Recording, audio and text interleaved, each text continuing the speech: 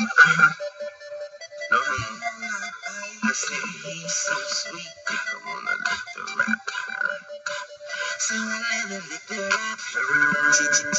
rap. Welcome everybody to the NBA Free Agency Podcast Part 1. I'm your host, Ben Navavian. Today I will be doing two podcasts.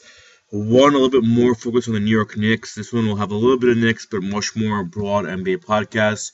For the next podcast, I will have a special guest on, and for this one, I'll have another guest on. Just to jump into things, the biggest free agency started last night at midnight. The biggest, I want to say news so far was Anthony Davis got the 5-year, $150 max from New Orleans as expected. No surprises there. Well worth it. The Spurs maxed out Kawhi, expected. I believe the Heat they didn't max out Dragic. They gave him about $20 million less than what he could have made. But that's just the way Pat Riley does things. He gets players to sign for less money. And I think that will help the Heat get back Dwayne Wade and contender for a title next year because they're gonna be a stacked team. We'll get into that a little bit later also. And a couple of more other big signings, I guess, were Middleton to the Bucks, 5-year, $70. I mean, it sounds a lot outrageous for a third-year pro draft from the second round who only averaged 13 points a game last year. But this is the new market of the NBA. A guy that should be worth about like $7 million a year is getting paid pretty much double that, I guess. Doesn't make any sense. I don't agree with it. But also, when you're a small market team like Milwaukee, you got to overpay players to keep them. So what are you going to do? Let's see if anything else comes up to mind that I remember of signings. Well, is Aldridge going, meeting all these teams? So is, the Lillard got maxed out by Portland. I guess well-deserved also. I guess he's the face of the franchise now that they're pretty much letting go of Aldridge with the signing of Aminu. I actually didn't hate the Aminu signing that much because I think first of all, he's young and he's very athletic and he does things that, even if his scoring isn't there, he's 24 years old, he'll rebound and he'll defend. At 4 years, $30 million, at $7 $8 million a year, it's not that bad of a deal in this new market. He won't give the scoring that Aldridge gave, but he can definitely defend better and play better defense. I guess him and Plumlee will, maybe a little bit of Vonleh, or they're trying to get whoever else try to get some more scoring in there. But I didn't hate that signing for them at all. But they won't be a good team next year for sure, Portland. But I'll go back to that a little later. The big guys are Aldridge and Jordan. They're meeting with all these teams. Now, when I call my guest, I'll ask him a little bit more about Jordan, but I don't see why Jordan's leaving the Clippers. I mean, they can give him the most money. He won't play better anywhere else because he'll be playing with Blake Griffin and Chris Paul anywhere else. And that's his best chance to win. He's playing in LA, and for Coach really likes him. But you never know. Maybe his beef with Chris Paul is real or whatever it is. Look at my first guest on the phone. He's a good friend of mine, actually on his honeymoon. Let's see if we can get him on the phone right now.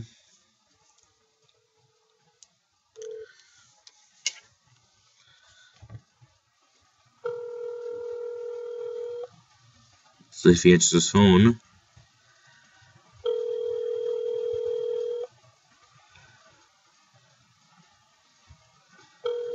We're trying to call up our good friend Simon Hakimian.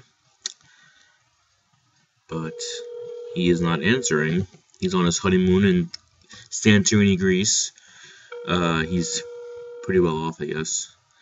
Well, let's wait to see if he calls back. In the meantime, let's talk about some more NBA. Now on to the Knicks. Until I know, I told you guys I'm gonna call up my guest later on today to talk more about the Knicks. But listen, Monroe's a good player. I think Aflalo's a good player. I think Green's a good player. They're all good players. Do any of them strike me as a superstar? No. And the way I see people talking about it, they're trying to still build around Melo. Like I said, I think that's something you gotta stop doing. Even though we have Melo signed for another 4 years and whatever amount of money we owe him, as much as I want to build around him, he doesn't strike any fear in any way anymore. He's not a good defender. His scoring he can still score, but his problem is he can't shoot the three anymore, and that's the new NBA. That's where everything's going to.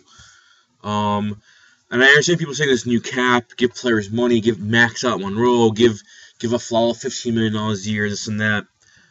All right, do it. Next year, I want to try out a lineup of Jaren Grant, Galloway, Melo, Aflalo, and Jordan, or not Jordan, Monroe, what's going to happen? We're going to win 43 games.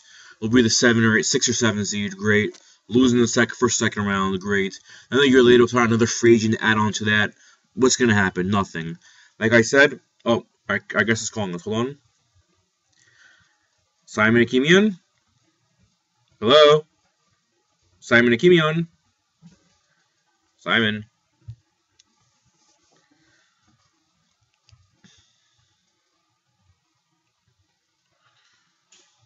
Guys, sorry, my guess is getting a little. Hold on a second. Anyway, back to the Knicks.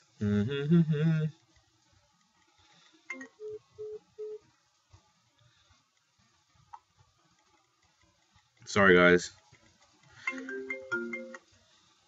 Hello? Simon? Alright, back to the Knicks until Simon gets on the phone. I mean, what's the point of this? You're trying to build a team around Melo, Jaren Grant, and Kristaps Porzingis by signing Monroe and Aflalo for the next 2-3 years? Are we going to win games like that? Not a championship, no. It's the hard truth that no one listens to besides me. I know we don't want first next year, it's not protected, whatever it is.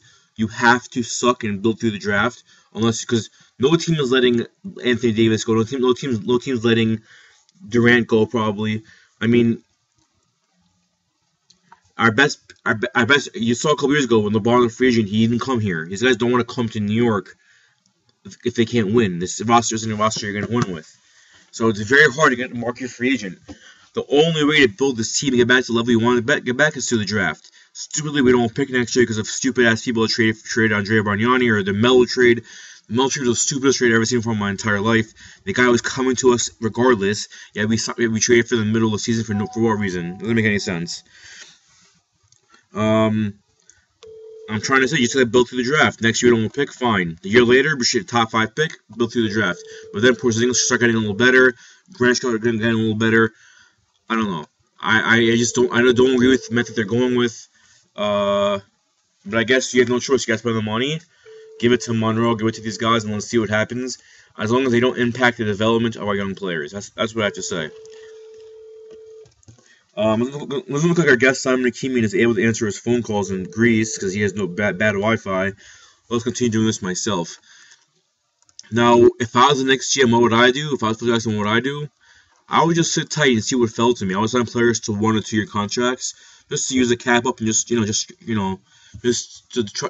I would sign players to help develop the assets we have right now, which are Jaren Grant, Kristaps Porzingis, and I guess to a T, I would try to bring up guys like Clay Anthony early and Thanasis Antetokounmpo, see what they have to offer. If nothing, let them go. But I just want to see what Greg Monroe brings to the table. I don't care if it was free. I don't even care if it was free. I'm serious. If he signed for a free contract, comes to this team, what does he do? Is he going to teach Porzingis how to be a better player? I don't think so. I mean, in this new NBA, the way I see it is that you have to either shoot or defend. And Monroe can't defend, and he's a low post scorer, and I think that's leading this NBA right now. You saw in the finals last year, our old friend from Russia, Mozgov, had his way in the low post, but they just wouldn't get him the ball because they just kept spreading the court. And him getting low post and shooting a 2 wouldn't compete with other teams shooting with the Warriors shooting 3s. Now, Aflalo also, I mean, last year, he's supposed to be a great shooter, great defender, whatever it is. Portland, which was a better team than we were last year, team who wanted to contend, trades for him to plug him into the Wes Matthews role, and he just falls apart.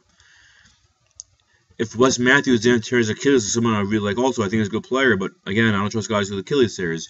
If there was one guy signed that I think could help build with this nucleus we have, is Danny Green.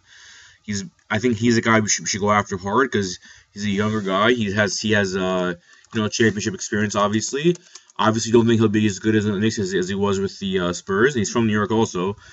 But I think you plug him into the 2 guard with Jaren Grant and have Gallagher come off the bench, and from there you see how things work with him and Melo, and he's a better defender than Melo is, and he can cover a lot of Melo's flaws.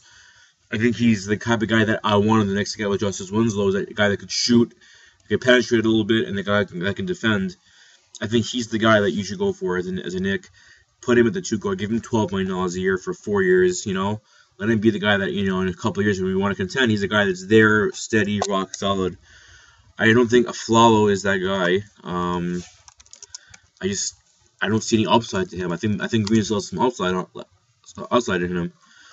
But pretty much that's it on my NBA podcast for part 1. I couldn't get Simon on the air, but later in the day I'll have my special guest for the Knicks podcast and guys a little bit more. Take care, guys. Bye.